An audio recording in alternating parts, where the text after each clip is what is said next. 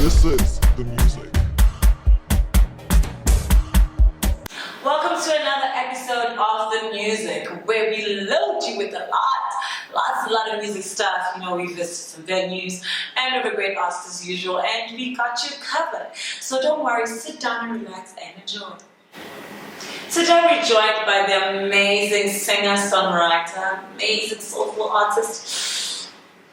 I'm in my feels, guys. I'm in my feels because, you know, the music gets you in the feels.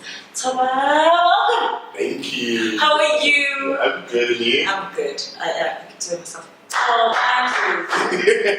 Thoba Ndlovu. Yes. Do you go with your name and surname? Thoba Ndlovu, yes. Nice. Are you proud of yourself?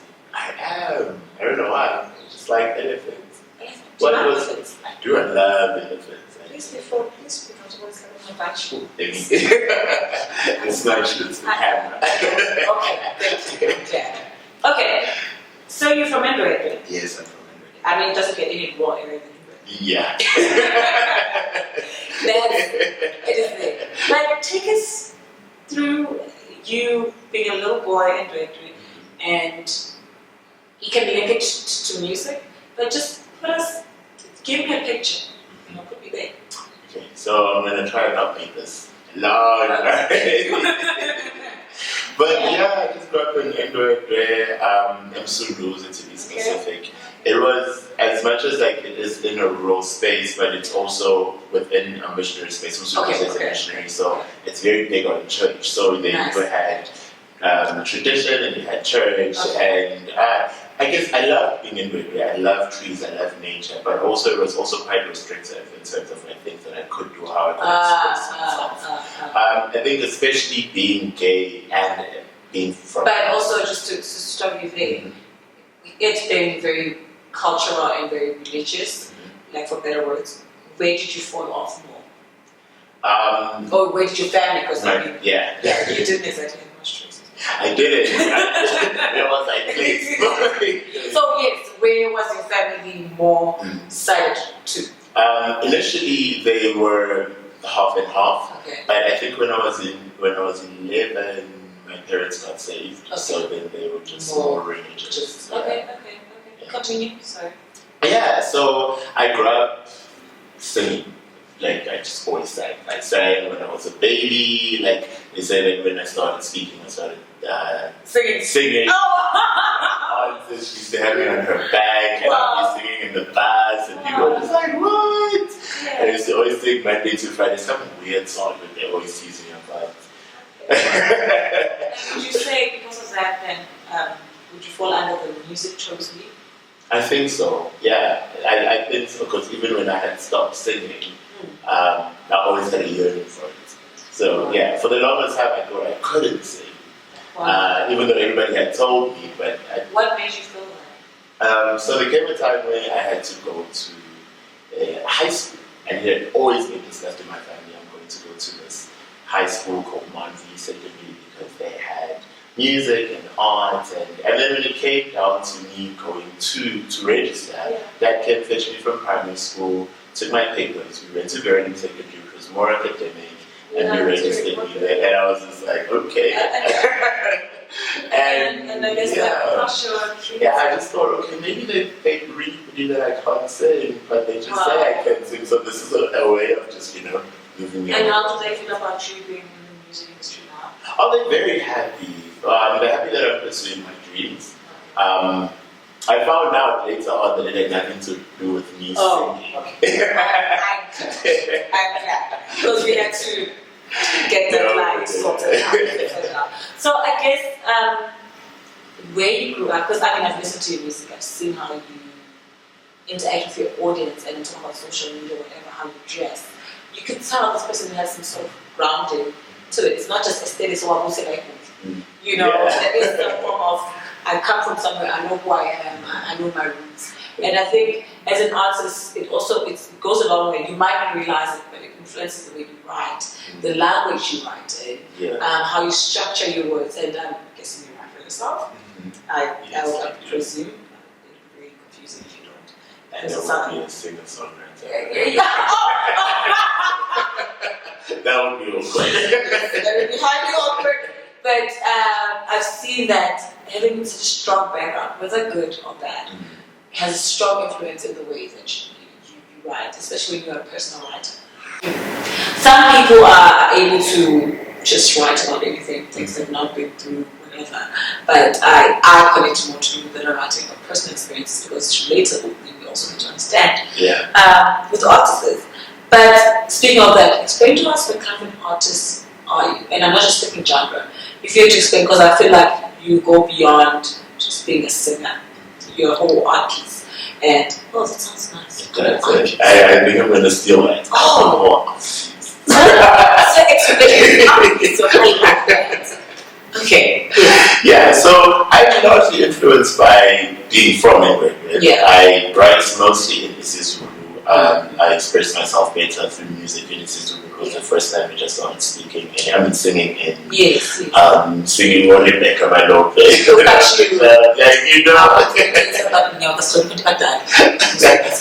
hey, that's my first idol. We will find you. No, but so the writing, the language part is that. But also like being queer influences a lot of what I'm African. Do you write about it? Even if I wouldn't say like I'm explicitly saying like I am queer in my lyrics, but maybe I will not be specific about a gender when I'm writing about it. Okay. So then it's more open because I understand that sexuality is also very fluid. So then I allow for different types of people who identify with different sexual orientations to be able to relate, or even gender identities to be able to relate, because at the basis of everything is love, right? And love has no gender. So do you think, actually you made me realize something I've never realized. Do you think sometimes as writers, of course it's my craft, I can decide whatever I want to write about, but do you think we are biased unintentionally sometimes because of our sexuality or whatever? Do you think it's not there? Because I'm asking, last year someone out of nowhere, out of the blue, this song is over 5 years old, and someone says, I love how Nakanya made all the men in South Africa sing a queer song. Yes. And I mean, because we just sing along, and I don't mind. I was like, I'm still gonna sing the song, and I don't have any problem with it. But it just made me realize, as you say now, that as writers and as audience receiving, we want this direction, and if you give me something else, we become. But now you opening, and a lot of us now, you're opening the spectrum where you say, I want to involve everyone. And do you think you're more of a performer? Do you enjoy more performance or studio? Performance, for sure. Performance. Like there's a rush that comes with being on stage, and the fact that you're not going to get multiple takes, and you don't have. And it's irreplaceable, and it's now. It's now, yeah. And finish right there. Yeah. So what do you hope to achieve when you give a performance? Honestly, I become very selfish when I perform. Okay. So it's about, this is the one part where I can truly be myself and not care. So I just want to get there and just be myself to the fullest. I know it sounds cliche. Wow. But it doesn't actually, because I've interviewed a lot of people, and I've watched a lot of interviews because of the show. And a lot of people say, I want people to live with their lives change, I want to impact people. And I know that you're not saying that you don't want people to enjoy the idea. I know you're not saying that.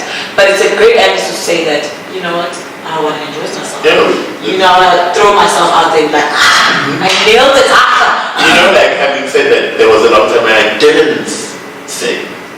So I wasn't able to have fun. I wasn't able to enjoy myself. I know, right? Guys, I will leave his email in the Dropbox. Please. Wow. That is. Wow. Do you sing a lot in your alone time? I do. Like just randomly. All the time. Like I sing when somebody mentions something and there's a line from a song, I start singing. Like I'm that annoying person. Are you that guy? Are you that guy? So, take me through you planning for, because then since I've realized that, okay, you do studio because we have to have material on pitches, whatever. But I can see that you're a full-on performer. Take me through you planning a performance, you know, and planning a gig. You know, you booked or unbooked or planning your own gig. What do you put into it and till the end goal? Okay. So I think I sing regularly, like so I sing my songs regularly. So I know my songs. And so the first thing I would do is like story. What's the story that I'm telling today?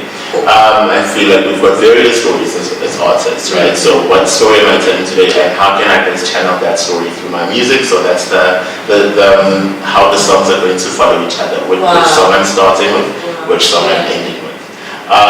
So you advise us to stay right through your performance from beginning to end so we can understand the story? Definitely, like I definitely would. And also, once it's there, it's now, once I've delivered it, it's your story to interpret.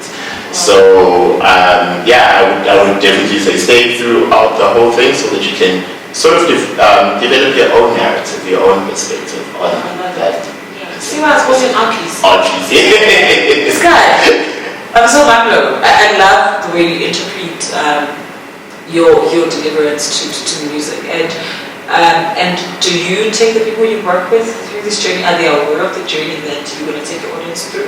The people that I'm working with, like the band. So yes and no. I've come into being comfortable with the people that I work around with. When I was still in Durban, I was mostly still just coming out of my shell, finding myself. I always found myself in a very awkward space because of, I don't know if I'm being controversial, I've always had a sort of a tough time interacting with heterosexual people, especially heterosexual men. So then within working with bands, it's like, I'm not going to tell you my story, you're just going to play. Yeah, I'm just going to be if you find it, you're like, oh. Just in case you're just like, you know what, I'm not going to play for that nonsense. You will not leave mid-set and be like, nah. It's like, now you're here. Midway, this guy will be like, hi. Like, oh, like. What's up?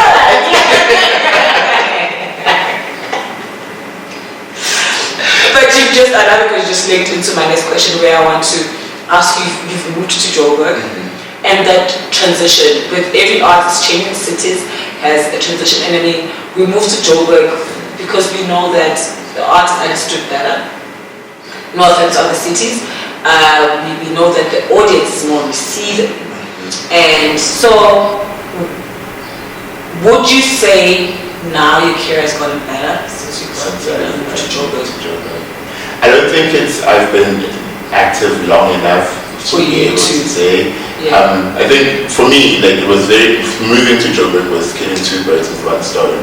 I could teach because I also teach. I could teach kids because that's what I wanted to do, and I couldn't get there back home. And I could also, then it was a greater space that I could, sort of explore my talent. But when I moved here last year, I just basically spent the year chilling towards the end of like just finding myself within this space. So I get you. So it's been a matter of months with being active. It's literally been a month since I've started like putting music out and actively. It's been almost 2 months actually. Social media interview. Hey, right. Okay. First of all, Black Moses out. I mean, we need to talk about this project. I've listened to it so many times. I'm in love. But I mean, there's some pieces that I would like to hear from you. Putting us in the perspective. So take us through the journey from when you started working with it, what inspired the songs. I mean, just feel free, and I'll just throw in questions within you explaining. Okay. So basically, Black Moses is it's a collection of songs that I've been writing for quite some time. I'm sorry. It's okay. Okay. There's Photoshop for burps also. So it's songs that I've been writing. So I've picked songs through like that I enjoyed. So it's an archive and you just picked out. Actually some of the songs are amongst the first songs I wrote that I performed for my little brother who was very supportive, and I was still nervous. Brown book, and I'm just like, just trust yourself, So was probably the third, it was the third song I ever wrote, and it was very, very long, and it was just like, it was something that had never happened to me. So there's this thing you spoke about earlier about people writing music that they've been through, or people writing things that they think about and like try to understand, and then they write in that perspective. For me, I write songs and then they happen in my life, which is so... Whoa! Yeah. So why are you not writing about the lottery? This is what I always say. Oh my God. I would love to. Oh, I see. I guess I'm just waiting for a lottery, but I have to be. But again, it has been natural. Yes. So if you force the button saying it into natural. Yeah, so I would love to, because then, oh my God, I would just do music full time. Let's focus to I know, right? So hard. Yeah. But anyway, I wrote Buyela, and Buyela was just about me imagining myself in a toxic relationship where I constantly go back. I don't know why that didn't happen in my life, when I thought I would never be the girl. It wouldn't be me who's just constantly going back to a toxic relationship. Yeah. So I wrote that into existence, unfortunately, with Buyela. You like, do you remember Charmed? Like you writing this happening in the future. It's crazy. I really wish I would get like something amazing. Oh, I did write about love. I do write about like beautiful love. Have you seen that? I've seen you around. And yeah, but anyway. Yes. So yeah, and Hero for Love as well was a song that I had written about so I had written these songs about a lifespan of a relationship. The first one I had written was about, which is not in the album, was about imagining myself in this beautiful queer relationship where I was loved and I wasn't ashamed. The second one was how about actually when your relationship falls apart because because of infidelity. The third one was in Weird. I don't see that one going to pass, but okay.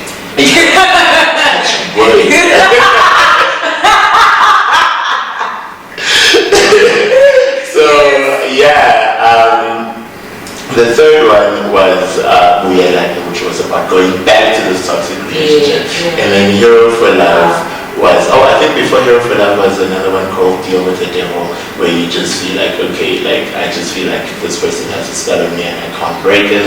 Then the last one is Hero for Love, which is like, nah, I'm done, I won't be a hero for love. I don't want none of this. Like, yeah. So it then does go back to you saying that you tell a story of music performance, because already the structure of the whole project was a story, so it makes it easier to actually bring it together. Yeah. I love it. And the production, who did you work with?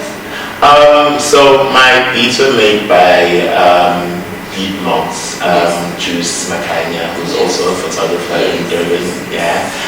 So I worked with him. Shout out to Juice. Shout out to Juice. And I recorded the album with Lance Romeo. Okay. He also produced what was it? It was Black Moses, and Dave Ordinary then produced Hero for Love. But then the other four were done by Juice, and then I recorded with Lance, who was amazing. Like they were like I didn't know I could layer a song that way, and I didn't know the voices that I had to like harmonize. And yes, this is actually, do you see how? Because that's what I'm going to also that.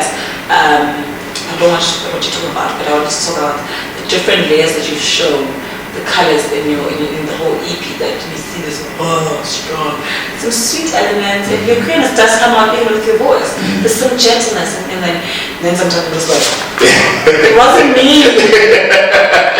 Like, I had to do it though. You don't have to be so harsh, but it just shows that it requires a good producer to help you, give out all those things about you, So it does show that you've worked with really great people. And how do you feel about the reaction from the audience afterwards? The project was released. I'm shocked. I've had this music for a long time. I recorded it last year. I was just happy to play for myself and listen to it and vibe, and I like this. I love the feeling that's in you. Some of us are like, yes, we like.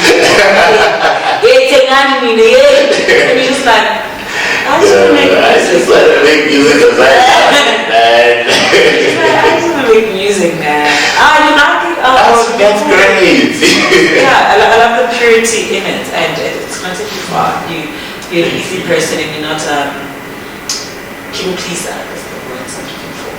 And you're the video art. I do. And what was the creative process for that? It was crazy because I went to visit my friend in Cape Town for a week. Yeah. And was that shot in Cape Town? Yeah. Ooh. So you could be like, most famous also like that. So my first video, I was still in South Africa at that time. No. Yeah, I was shot in Cape Town, beautiful city. Yeah, thanks for that. Yeah, it was very beautiful. I visited my friend and I knew that I was going to be shooting the video, but I could not get a single concept because listen, there's no team thinking about this major concept, like everyone's just looking at you. So what are we going to do now? And on the morning of it, I was like, let me wash the dishes. I have this weird thing with water. I get most of my melodies when I'm taking a shower or in the bath or washing dishes, or when every time I handle water, I get like these great music ideas. So I was like, you know what, instead of just showing the typical story or what people expect for me to be going back and forth in this relationship with this person, in the end, because they say that when you're in a bad relationship, you've lost yourself. I want to find myself at the end of the video. Wow. So that was the concept. So we happy ending, like you listen to a sad song. I was just depressed. You're just like, yo, Solomon. Yeah. Anyway, that's dope. I like that. Almost done. So, that's September. What are you currently working on? And just gonna push this year already. What is to be about? Gosh. Anyway, plans for festive season. What's coming up? 2020 for Thoba Ndlovu. What can we expect? There's a lot that's in my head currently that I haven't started to put plans out for. I'm hoping that it's going to pan out amazingly, but let me write about it first and then see if it's gonna happen. Oh yes, one thing I forgot to speak about your jockey. My jockey, yes. What is that? What's that about? Fill us in.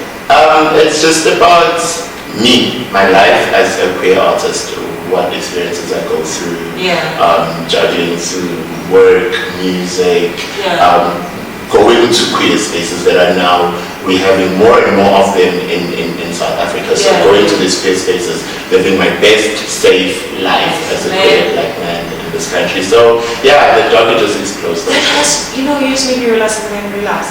South Africa has become safer for queer people. Compared to the past, there are spaces, but compared to 2 years ago, there has been a lot of improvement. Yeah, I think there are a lot of. So the unfortunate thing is that we have to go to these spaces and they're generally exclusive because they cost money. And then comes the issue of the queer people who can't afford to be in these spaces. So the fact that safety is also expensive. Yeah, exactly. Safety is also expensive. But hopefully the more visibility, because there's also a purpose to being visible. So the more visible I can be and the artists can be. Anyway, the jockey's on YouTube. It's called GP is Burning, and it is inspired by Paris is Burning, which is a legendary film. I was about to say this was we're burning, but it all worked out. Then you were explaining I told you about it. Yay! And your music's available on all digital platforms. Search for Thoba Ndlovu. So that's Thoba Ndlovu on Facebook, Thoba Ndlovu on the Facebook page, Thoba Ndlovu Music on Instagram, and Thoba Ndlovu on Twitter. And Thoba Ndlovu on Spotify, iTunes, and all these other amazing platforms. Yeah. Thank you so much for coming. Thank you for having me. Now it's time for music videos of the week. First up, we have our guest Thoba Ndlovu with his second video out, available on YouTube. Enjoy, guys. These visuals are insane.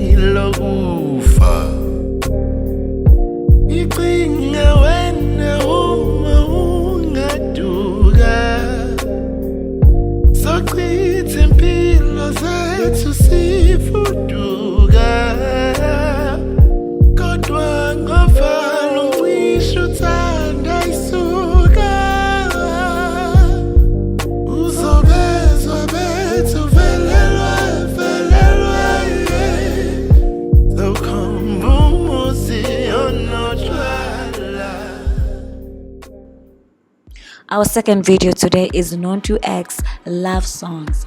We've been anticipating this video. She's been raving about it and it's finally here. Enjoy, guys.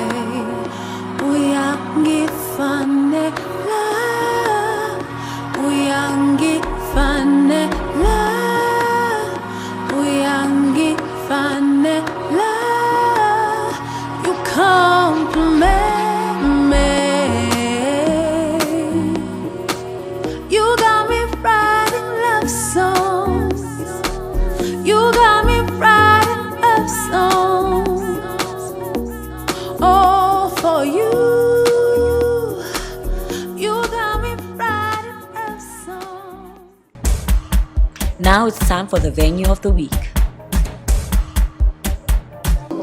We were out at the J&B Hive in Braamfontein for Toba of Heart's album launch, and everything was just mad talent all over the room, man.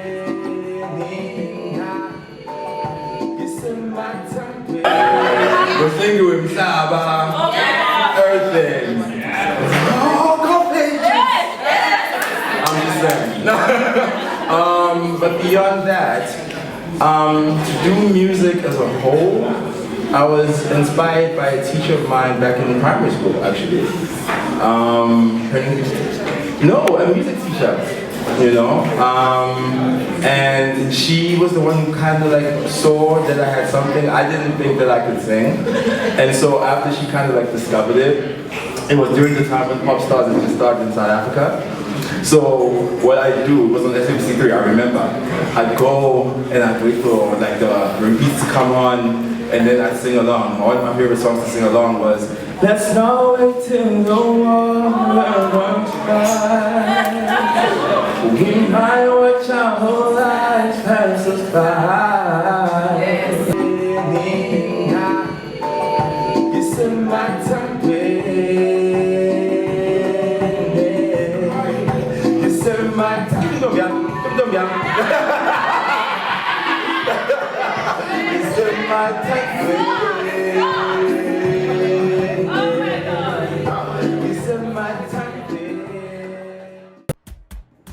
Well, that's all for today, Buffet too. Thank you so much for watching. Don't forget to like, share, and subscribe. And of course, whatever you do and wherever you go, don't forget to spread the music.